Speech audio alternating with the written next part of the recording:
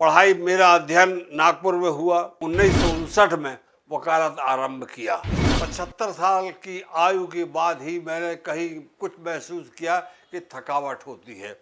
यहाँ के जो अपराध है उसका मुख्य कारण शराब है। जहाँ तक सवाल रेप केसेस का है, रेप केसेस जो है मेरे मतानुसार केवल आयु के निर्धारण के आधार पर ही रेप केसेस बन रहे हैं। मेरा नाम प्रकाश कुमार पाठक है।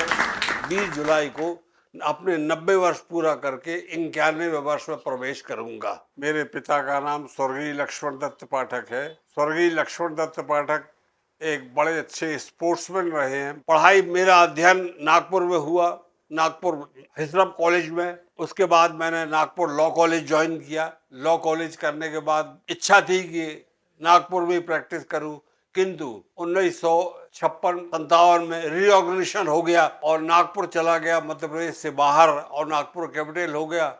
हम जबलपुर वाले हो गए। फिर तो मैंने मंडला में आकर के फिर यहाँ 1959 में वकालत आरंभ किया।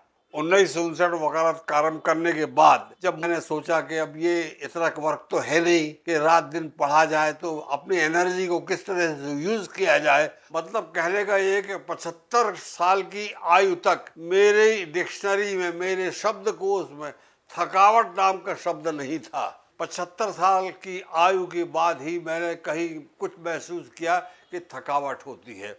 उसके बाद भी मैंने अपने प्रोफेशन में, अपने व्यवसाय में, वकालत में किसी तरह की कमजोरी नहीं की और ये नहीं देखा कि कौन कितना पैसा दे रहा है, कौन कितना, दूसरा कितना ले रहा है, इसका हमने कंपैरिजन नहीं किया। लोगों को देखा गरीब है तो उसके हमने निःशुल्क सेवा किया और इस तरह से मेरे द्वारा इन 60 वर्षों में कम से कम 600 से लेकर 800 सेशन ट्रायल किए। और पहले तो सेशन ट्रायल कम होते थे, किंतु अब तो सभी धाराएं ऐसी बन गई हैं मध्य प्रदेश में जिनमें छोटे छोटे अपराध भी सत्र न्यायालय के विचारणीय हो गए हैं। अब अपराध का जहाँ तक सवाल है, मंडला के अपराध का सवाल है, यहाँ के जो अपराध है उसका मुख्य कारण शराब है। शराब से वो प्रेरित होकर के वो अपराध करते हैं और उस समय माता पिता भाई बहन उसका जो रिश्ता है वो भूल जाते हैं।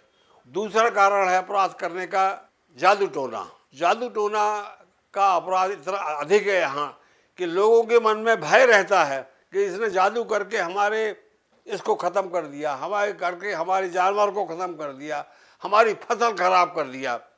इस तरह से जादू टोना के कारण से यहाँ ऐसे अपराध होते हैं। मंडला जिले में जब मंडला और डिंडोरी एक साथ थे तब भी मैंने कहीं बहुत कम देखा है कि कोई संपत्ति के अधिकार के आधार पर ही किसी ने अपराध किया हो, जैसा बाहर जिलों में होता है। जहाँ तक सवाल रेप केसेस का है, रेप केसेस जो है मेरे मतानुसार केवल आयु के निर्धारण के आधार पर ही रेप केसेस बन रहे हैं। वरना जहाँ तक सहमति का सवाल है, मंडला जिले में प्रत्येक रेप के सहमति के आधार पर ही होता है, जिसे रेप कहा जाता है, या इस आधार पर होता है कि कोई देख लेगा, या इस आधार पर होता है किसी ने देख लिया, या इस आधार पर होता है कि बाहर आके कि बता दूं इनको कि ऐसा ऐसा हो गया। कारण क्यों? कि उसको लगता है कि बाद में मालूम ना हो जाए, कहीं वो रेप करने वाला ना बोल दे कि ऐसा हुआ है, इसलिए वो खुश होते हैं। परंतु यहाँ नॉन डिस्क्लोजर, मतलब जिसको हिंदी में बोलते हैं घटना की डिस्क्लोज न करना, मतलब न बताना, ये नॉन डिस्क्लोजर वाले जितने केसेस हैं मंडला में भी होते हैं। जो मंडला में रेप केसेस होते हैं उसका मुख्य कारण सहमति, कंसेंट होती है। मेरे को 60 साल में ऐसा कोई भी प्रकरण नहीं मिला इस जिले में, बाकी जिले में होता होगा, जहाँ की कोई गैंग रेप किया गया हो और असहमति से किया गया हो, ऐसा केस नहीं मिला। और जो विधायिका ने, जो सेंट्रल गवर्नमेंट ने कानून 18 साल बनाया है वो मेरे हिसाब से बहुत गलत है। जो 16 साल की आयु थी वो 16 साल की आयु सही थी, क्योंकि आज की लड़कियां, बच्चियां रोज टीवी देखती हैं, रोज मोबाइल देखती हैं रोमांस के बारे में सुनती है। और प्यूबर्टी जो है वो 14 साल 13 साल में प्यूबर्टी आ जाती है। तो 13-14 साल जब प्यूबर्टी आ जाती है, उस आधार पर आयु का निर्धारण 16 के ऊपर ही कहा होना चाहिए। और जो 18 बनाया गया है और जो वर्तमान में 20 करने का चल रहा है, वो भी बिल्कुल गलत है। मैं जस्टिफाई नहीं कर रहा हूँ रेप को, मैं उसको औचित्य नहीं बता रहा हूँ, पर ये बता रहा हूँ कि आयु कम होना चाहिए।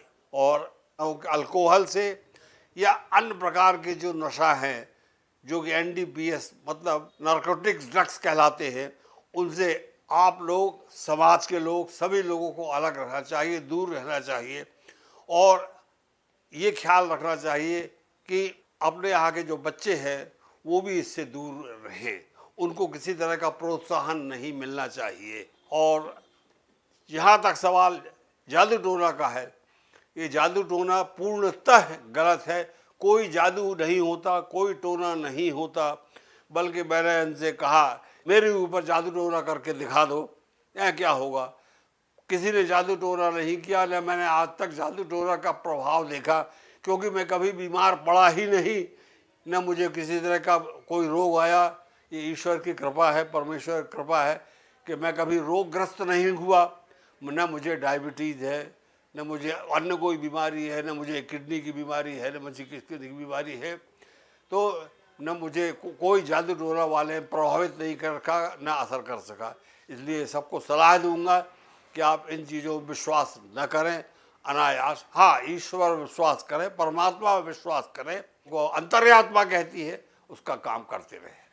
अंधविश्वास जो होता है, अंधविश्वास होना चाहिए ईश्वर पे, परमात्मा पर।